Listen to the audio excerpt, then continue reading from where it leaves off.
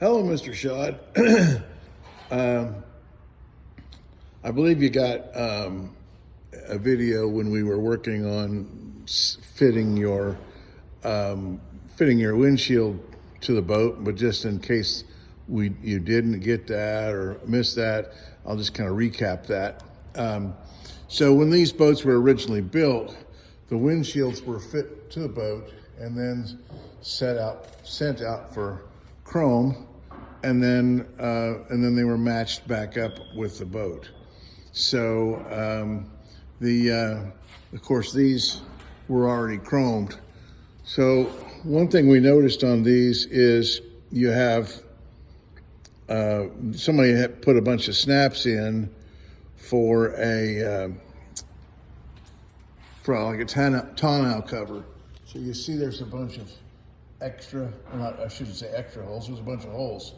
And we believe those were probably, they might have been done at the factory, but they might have been added to by a canvas person. So the question is, and then you have them across the front too. Across the front, they're pretty well spaced evenly. It's kind of curious as to why they were spaced the way they were on this side.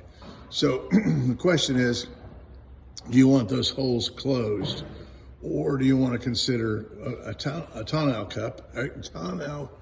cover for your boat, in which case we would use those holes and put snaps there to hold your tonneau cover on.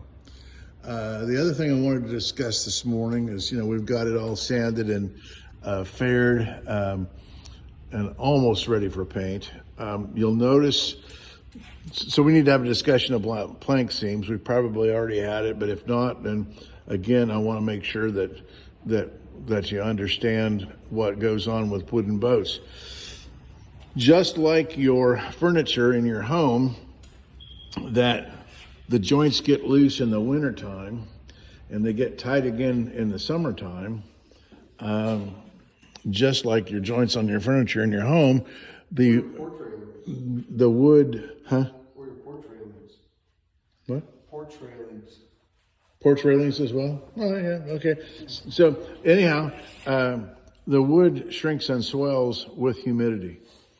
So, and this thing was dry as a, I guess they call them cracker boxes. But anyway, this thing was really dry, having sat in a building for so many years and not been exposed to the water. So and you see your plank seams are pretty wide, and they're pretty far apart. We applied some moisture to the inside and outside of your hull, and we actually measured with feeler gauges the gap between the plank seams, and we can get them to almost close. Now this one right here is particularly wide, and there's a copy of that on the other side that's particularly wide. And what we do with the wide ones is we do a spline. And so we've probably got some more splining to do, but you'll notice this has a taper on it. It's a little thinner on one side than it is on the other. And then we put the spline in and drive it in place to fill that as much as possible. And then, but there's also another method, and it's called a seam compound. It's made for wooden boats. It goes in the seams and it stays flexible. It's not a caulk. It actually comes in a quart can and it goes on with a putty knife. And here's probably some leftover seam compound from when the boat was built. In several places you can see it. Most of it, hardened over time and rattled out in the sanding process. And with the planks wide open like that, that compound came out. So we have a shipment of that coming in, and we plan to use seam compound. The other method for getting rid of your plank seams is to actually take all these planks off and do what you call restack the planks with no gap. and then when you restack them from the bottom up, then you end up with a slight gap up here at the top, and you fill that with a spline. It might be a 1/4 inch wide up here if we did that, and you fill that with a spline, and then your rub rail covers that. The only problem with that method is that would be at least $10,000 a side.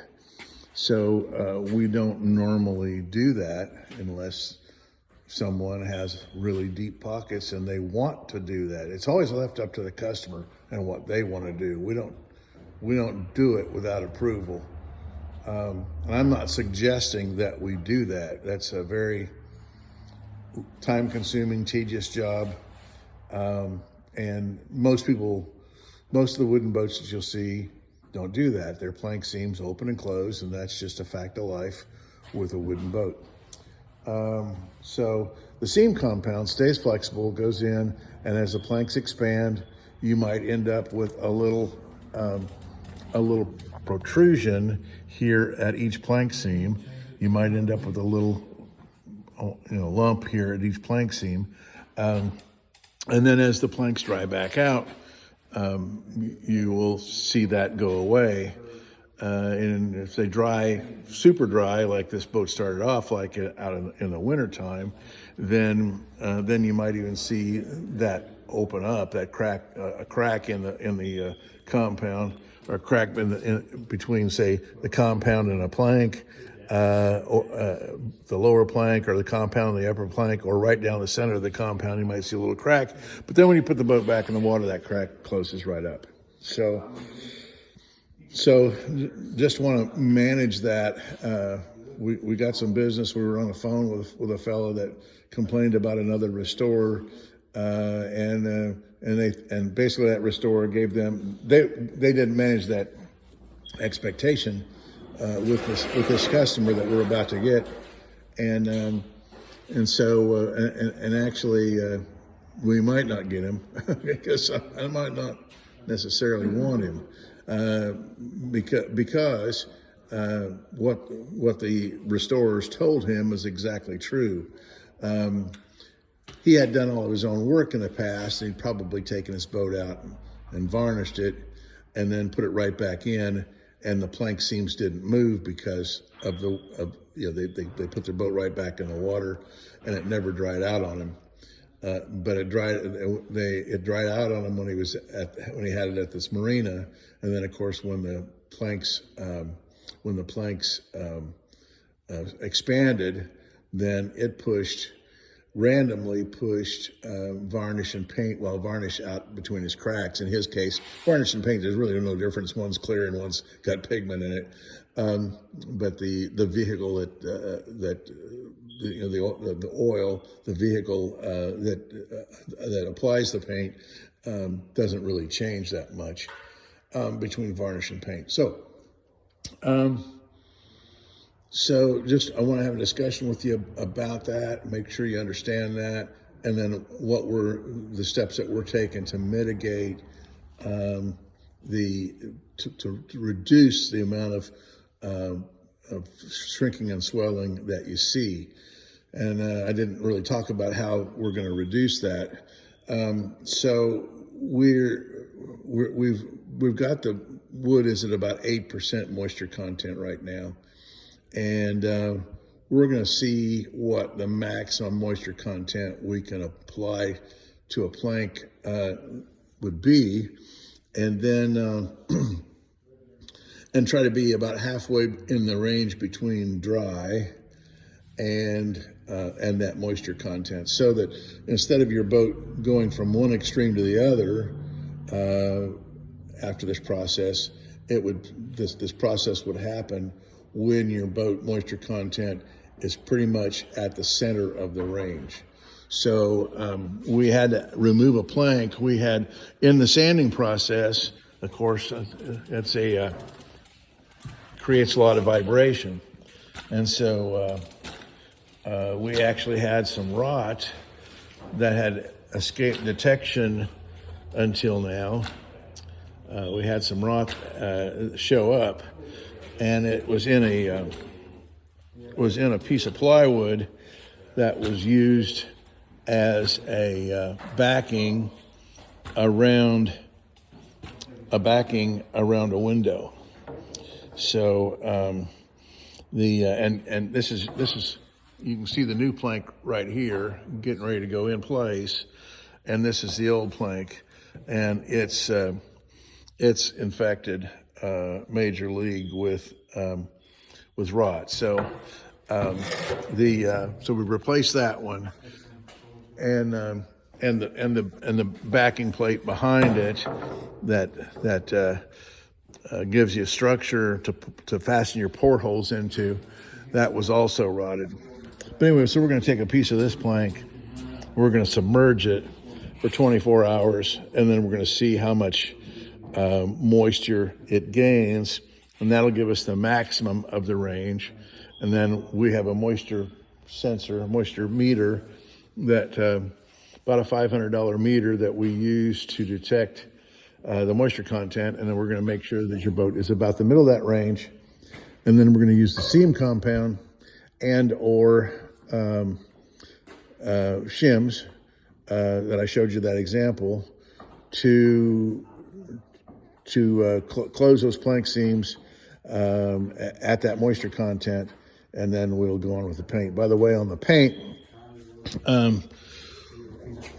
we tried to mix the new product that we're used to, which is Top Lac, that replaced Bright Sides.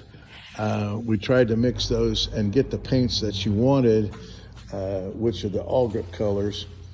And the rep even told us that they would at some point have, he told us over a year ago that at some point they would be able to make Top Lac in all the colors that you can select through All Grip. But of course, All Grip's a more expensive paint, so they're not doing that. I imagine it's a business move not to cannibalize the All Grip sales. If you want an All Grip color, you got to buy All Grip. If you want a Top Lac color, you got to buy Top Lac.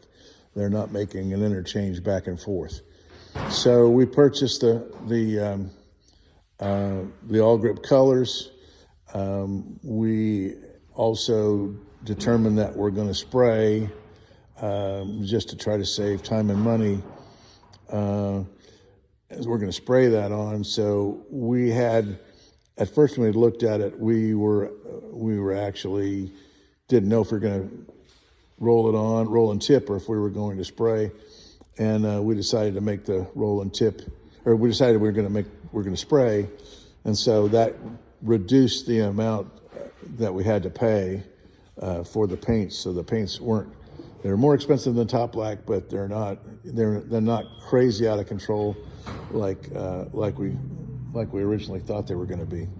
Okay, pretty good long update, but there's been a lot going on. So you can expect another advance request here pretty soon, and we'll leave you with that for the time being. Thank you.